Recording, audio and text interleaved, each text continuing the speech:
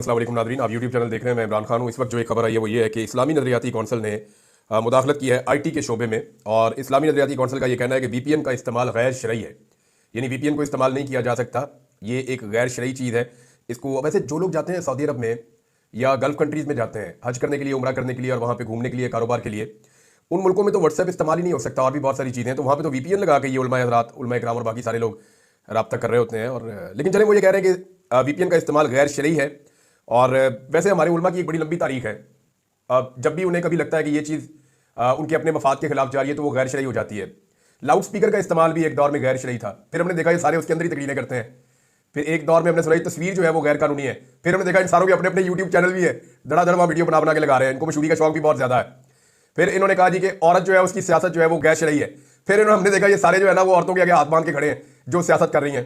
तो ये हमारे जो उलमा है इनका भी कोई दीन ईमान मुझे समझ नहीं आता।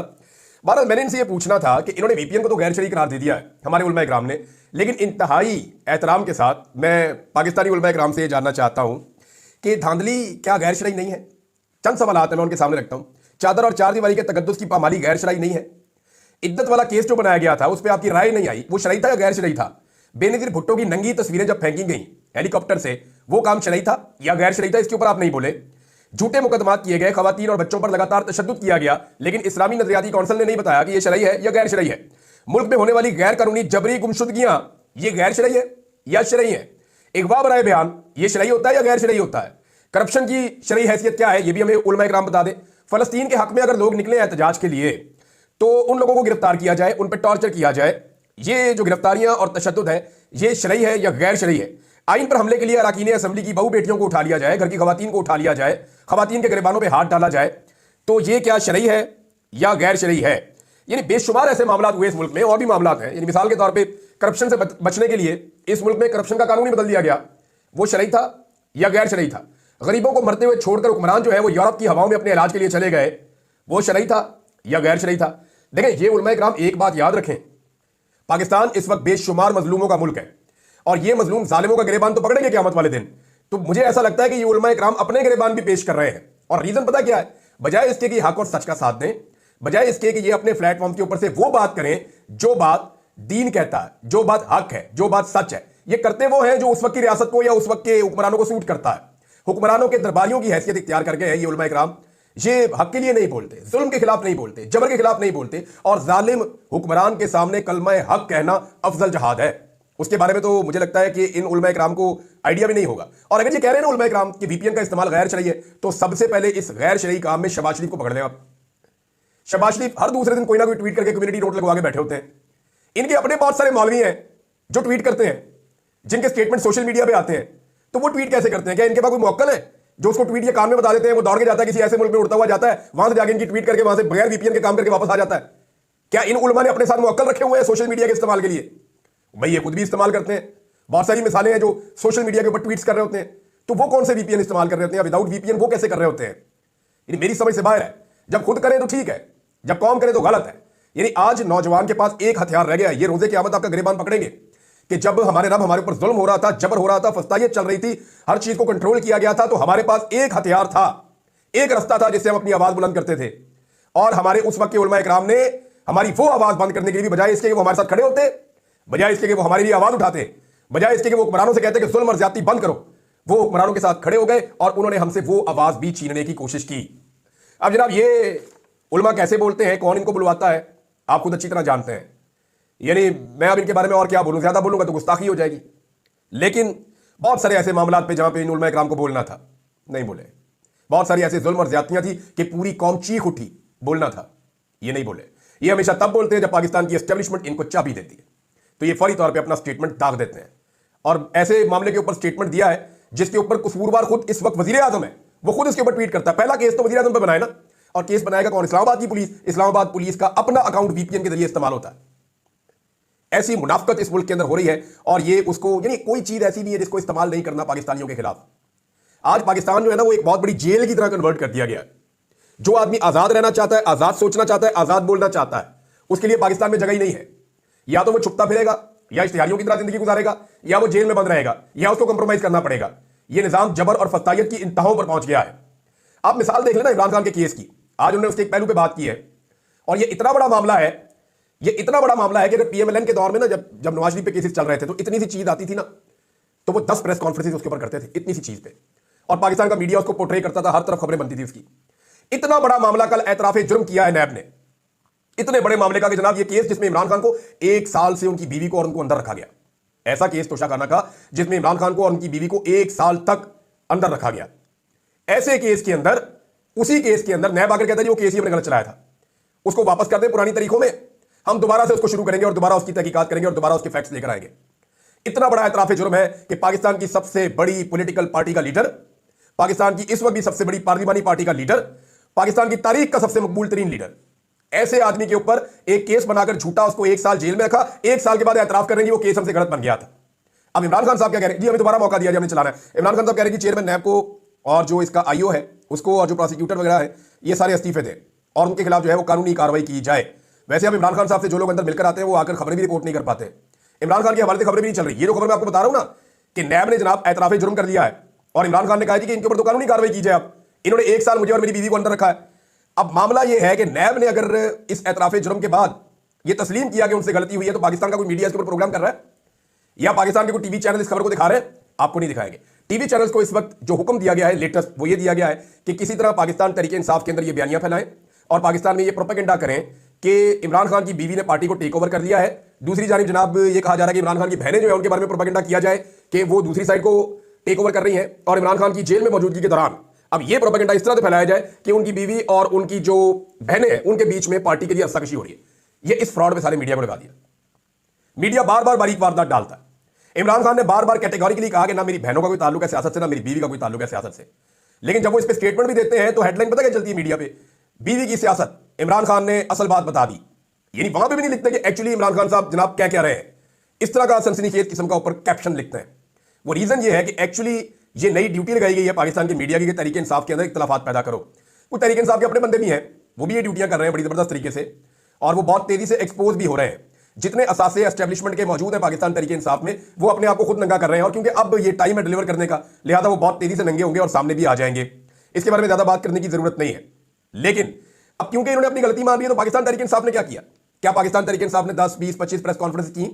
क्या तरीके इंसाफ ने इस मामले को उठाया कि हमारे लीडर को पिछले 1 साल से बेगुनाह जेल में बंद रखा हुआ है और अब जनाब नैब आके कह रहे हैं हमसे गलती हो गई, तो इस गलती के ऊपर नैब का मुहासबा कौन करेगा? यह सवाल तो पाकिस्तान तरीके इंसाफ को उठाना चाहिए था और दबंग तरीके से उठाना चाहिए था, लेकिन तरीके इंसाफ ने इस सवाल को नहीं उठाया। देखिए इस वक्त मसला है क्या पाकिस्तान के अंदर, जो इस वक्त हुकूमत है, हुकूमत का और एस्टेब्लिशमेंट का एक बड़ा मसला वो ये है कि 2 चीजें कंट्रोल नहीं हो रही और ये दोनों चीजें ख्वाजा आसिफ ने, नवाज शरीफ ने बरतानिया में बैठकर बड़ा कैटेगोरिकली अपने लोगों के साथ की है। देखिए नवाज शरीफ के पास बरतानिया में कोई 30-40 लोग हैं। ये वो लोग हैं जिनको पाकिस्तान में फायदे दिए गए हैं, जिनके भाई बंधु रिश्तेदार पाकिस्तान के अंदर एडजस्ट किए गए हैं, जिन्हें यहां पाकिस्तान में हुकूमत दिहाड़ियां लगवा रही है और इन लोगों ने 1-1, 2-2 बंदे अपने छोड़े हुए बरतानिया में। ये डायरेक्टली मफाद ले रहे हैं मियां नवाज शरीफ से या नून लीग से। अब ये चंद लोग तकरीबन 30-40 लोग हैं, ये वहां पे मौजूद हैं। मीटिंग होती है, मीटिंग में भी यही बैठते हैं, मीटिंग खत्म होती है सड़क पे आते हैं, सड़क पे सिक्योरिटी भी यही दे रहे होते हैं, कहीं पे नारे लगाने नारे भी ये लगा रहे होते हैं। यानी जो काम भी मियां नवाज शरीफ को पड़ता है पाकिस्तान से बाहर वो सारा काम यही लोग मिलकर करते हैं। कोई टीम नहीं है, ये एक ही तरह के लोग हैं, यही सिक्योरिटी करते हैं, यही सोशल मीडिया करते हैं, यही ओवरसीज बन जाते हैं, यही आम शहरी बन जाते हैं, यही जब जरूरत पड़ती है कि 4 बंदे एहतजाज के लिए आ जाओ तो यही बैनर पकड़ के वहां पे आ जाते हैं। तो ये बिल्कुल एक महदूद सी क्लास है। जबकि इमरान खान साहब के एहतजाज करने वाले लोग अलग हैं, सोशल मीडिया के लोग अलग हैं। यानी उनके पास कम्युनिटी इतनी बड़ी तादाद में है कि हर शोबे के एक्सपर्ट लोग अपने अपने काम करते हैं, तो उनका मुकाबला तो ये कर नहीं सकते। अब हो ये रहा है कि पाकिस्तान को तो उन्होंने जेल बना दिया, जैसे कि मैंने आपको बताया। यहां पे तो चीजें कर ली इन्होंने बहुत हद तक कंट्रोल, मीडिया इनके कंट्रोल में, अदालत इनके कंट्रोल में है, एस्टेब्लिशमेंट इनके कंट्रोल में है, या ये दोनों एक दूसरे के कंट्रोल में है, एक दूसरे के काने हो गए हैं। और हर चीज पाकिस्तान में पूरी तरह ब्यूरोक्रेसी से कंट्रोल करके, पुलिस से कंट्रोल करके 2 चीजें हैं जिनको कंट्रोल करने की लगातार कोशिश कर रहे हैं, वो नहीं हो रही, जिसकी वजह से पूरी दुनिया में पता चलता है कि ये पाकिस्तान में ज्यादतियां और जुल्म हो रहे हैं। वो 2 चीजें हैं। Number 1 social media, social media इनके काबू नहीं आ रहा। अब ये बीच में मौलवियों को लेकर आए कि किसी तरह जनाब उलमा इकराम को डाला जाए, उनसे भी जनाब फतवे दिलवाए जाए और सोशल मीडिया को किसी तरह काबू किया जाए। लेकिन पाकिस्तान क्योंकि सारी दुनिया से पैसे लेता है, तो जो मुल्क सारी दुनिया से पैसे लेता है वो दुनिया की एप्लीकेशंस को पाकिस्तान में बंद नहीं कर सकता। और पाकिस्तान क्योंकि खुद कफील मुल्क नहीं है, हमारी डिपेंडेंसी है मगरिब के ऊपर, लिहाजा इन साइट्स को हम बंद नहीं कर पाएंगे। करेंगे तो बेड़ा गर्क हो जाएगा, ये मुमकिन नहीं है। हमारा तेल नहीं निकल रहा, ना कोई पाकिस्तान में सोने के बहुत बड़े बड़े ज़खायर, ना कोई पूरी दुनिया जो है वो टूरिज्म के लिए पाकिस्तान में आ रही है, ना कोई हमारी एक्सपोर्ट्स इतनी ज्यादा है कि पूरी दुनिया से हम आगे निकल गए हैं। जनाब हम बड़े गरीब मुल्क हैं, सारों से हम पैसे मांगते हैं, लिहाजा हमें उनकी बात माननी पड़ेगी, हम उनको ब्लॉक नहीं कर सकते। नंबर 1 तो ये बात है। अब ये ब्लॉकेज करने के लिए या कंट्रोल करने के लिए कभी वीपीएन खत्म कर देंगे। अभी वजारत दाखिला ने ये लिखा है, पीटीए खत लिखा है कि जनाब इसको जो वीपीएन गैर कानूनी उनको बंद कर दें। तो कानूनी वीपीएन और गैर कानूनी वीपीएन की तरह डेफिनेशन तो दे देना। और अगर तो पैसों वाले वीपीएन कानूनी है तो वो तो पूरे पाकिस्तानी अफोर्ड कर सकते हैं, क्योंकि जो नॉर्मली सोशल मीडिया इस्तेमाल करने वाली क्लास है ना, वो मिडिल क्लास है और वो इतने भूखे भी नहीं है। वो एक वीपीएन लेंगे और सब आपस में बांटना शुरू कर देंगे, फिर एक और बंदा वीपीएन लेगा, वो आपस में बांटेगा। पाकिस्तान तहरीक इंसाफ ने इस पे एक कैंपेन भी चलाई हुई है और वो ये कोशिश कर रहे हैं कि एक एक वीपीएन लेकर आपस में कंट्रीब्यूट करके सब लोग अपने अपने मोबाइल फोन्स में पेड वीपीएन लगा ले, ताकि उन्हें किसी किस्म की इंफॉर्मेशन की फराहमी में या इंफॉर्मेशन पास ऑन करने में या सोशल मीडिया के इस्तेमाल में रुकावट ना आए, मुश्किलात पेश ना आए। तो एक मामला तो है सोशल मीडिया का, जिसमें मुकाबला हो ही नहीं पा रहा। ना पीएमएलएन मुकाबला कर रही है, ना पीपल्स पार्टी मुकाबला कर रही है, ना एस्टैब्लिशमेंट कर पा रही है। सारे रल के बार बार कोशिश करते हैं, सोशल मीडिया पे बिल्कुल मुकाबला नहीं कर पाते। नंबर एक। नंबर दो, इनके लिए सबसे बड़ा प्रॉब्लम ओवरसीज पाकिस्तानी है, क्योंकि 1 करोड़ से ज्यादा पाकिस्तानी रहते हैं पाकिस्तान के बाहर, बाकी जो 24 करोड़ है वो रहते हैं पाकिस्तान के अंदर। अब वो जो 1 करोड़ बाहर रहते हैं वो ये बताते हैं कि बाकी 24 करोड़ के साथ पाकिस्तान में क्या हो रहा है। वो पूरी दुनिया के अंदर पाकिस्तान के बारे में मुकदमा उठाते हैं। अब ये शक्लें उनको जहां नजर आती हैं वो एहतजाज शुरू कर देते हैं, जहां इनका मुंह नजर आता है। मैं शर्तिया कहता हूं, ये पाकिस्तान के अंदर भी मुंह नहीं दिखा सकते, लेकिन पाकिस्तान में ये अपने आप को बचाने के लिए इन्होंने जेल बनाया हुआ है मुल्क को, और जैसी जेल इन्होंने बनाई हुई है वहां पे ये अपने आप को मैनेज कर लेते हैं। अब या ये पाकिस्तान में रह सकते हैं, या सऊदी अरब में रह सकते हैं, या ये किसी गल्फ कंट्री में रह सकते हैं जहां पे किसी किस्म की जमहूरियत नहीं है, जहां पे बादशाहत है। वो बादशाह के अंदर जो है ना अलाउ नहीं करते कि आप किसी के बाद एक जमहूरी बात करें या कोई आप खुल के अपनी आजादी या सारे राय का इस्तेमाल करें, आप वहां कर नहीं सकते। तो ये ऐसी जगहों पे तो रह सकते हैं, लेकिन ये किसी भी ऐसे मुल्क में जहां जमहूरियत है या आजादी है वहां पे ये नहीं रह सकते। कारोबार ये वहां करना चाहते हैं, पसंद इनको वो वाले मुल्क है, पसंद इनको यूरोप है, पसंद इनको अमेरिका है, पसंद इनको ऑस्ट्रेलिया है, स्कैंडिनेवियन कंट्रीज है, ये वहां जाना चाहते हैं, लेकिन वहां जमहूरियत है, एसेट्स इनके वहां पड़े हुए हैं, बच्चे इनके वहां रहते हैं। अब ये वहां कैसे जाएं? ओवरसीज पाकिस्तानी इनके लिए दूसरा सबसे बड़ा मसला बने हुए हैं। इन दोनों मसलों को टैकल करने के लिए फिलहाल ये ताकत का इस्तेमाल कर रहे हैं। जावेद चौधरी ने एक बात की नवाज शरीफ के बारे में। उन्होंने कहा कि नवाज शरीफ का खानदान जो है ना, ऐसा लगता है कि मकाफाते अमल हो गया इनके साथ और अल्लाह ताला इनसे नाराज हो गया, और अब ये जहां जाते हैं ना लोग इनको बुरा भला कहते हैं। ये अपनी मर्जी से मूव नहीं कर सकते, अपना चेहरा किसी को दिखा नहीं सकते, सारी जिंदगी की इज्जत खाक में इनकी मिल गई है, तो इनको अल्लाह से माफी मांगनी चाहिए। मैं ना जावेद चौधरी साहब से एक छोटा सा इख्तलाफ करता हूं माजरत के साथ। देखिए, अल्लाह रब्बुल इज्जत माफ करने वाला है। अल्लाह से आप माफी मांगे वो एक अलग बात है, अल्लाह ताला बड़ा माफ करने वाला है, वो रहीम है। आप जितने मर्जी गुनाह करें अल्लाह से कभी भी मायूस ना हो, अल्लाह ताला माफ करता है, लेकिन हुकूकुल इबाद अल्लाह माफ नहीं करता। ये मैं आपको फिर बता रहा हूं, जावेद चौधरी साहब को चाहिए किसी आलिम दीन से पूछें या रिसर्च करें। अल्लाह वो गुनाह तो माफ कर देगा जो रिलेटेड है अल्लाह उसके बंदे के बीच में, लेकिन अल्लाह रब्बुल इज्जत हुकूकुल इबाद को माफ नहीं करते हैं। वो आपको जाके लोगों से माफी मांगनी पड़ेगी। जुल्म इन्होंने लोगों के साथ किया, माफी अल्लाह से मांगे। मेरा मालिक माफ करने वाला है, लेकिन उसने कहा कि हुकूकुल इबाद की माफी नहीं दूंगा। इन्होंने लोगों पे जुल्म किया, जबर किया, चादर और चार दीवारी का तकद्दुस पामाल किया, खवातीन और बच्चों को उठाया, मारा, रुसवा किया, जबरी गुमशुदगियां की। अल्लाह से माफी तो मांगे, लेकिन हुकूकुल इबाद जाके इंसानों से भी माफी मांगे। इन्हें हाथ जोड़ के पाकिस्तानियों से माफी मांगनी होगी कि हमसे गलती हो गई, हम जूते पॉलिश करने में इतने मगन हो गए थे और हमें इक़्तिदार में एस्टैब्लिशमेंट की गोद इतनी पसंद आ गई थी कि उस नशे में हमें पता ही नहीं चला कि हम इंसानी हकूक की पामालियों का हिस्सा बन गए। तो अब हम उनका हिस्सा नहीं है। कोई इस तरह की बात ये करें तो इनको माफी मिले। अब अंदाजा आप करें ना कि ये पंजाब के शहरियों को छोड़ के भागे हुए हैं, और पंजाब में अब तक की इंफॉर्मेशन के मुताबिक सिर्फ ये जो महीना चल रहा है नवंबर का, जो अभी आधा महीना हुआ है, इसमें 7 लाख से ज्यादा पंजाब के शहरी अस्पतालों में पहुंच गए हैं और फेफड़ों के प्रॉब्लम आम होते जा रहे हैं। यहाँ पे स्मोक की वजह से लोगों की जिंदगी कई साल कम हो रही है। आने वाली नस्लें जो है उनकी जिंदगी लंबी नहीं होगी अगर उन्हें स्मोक के साथ जीना पड़ा, तो उनके फेफड़े मुतासर हो रहे हैं, सारा का सारा अंदरूनी सिस्टम उनका मुतासर हो रहा है।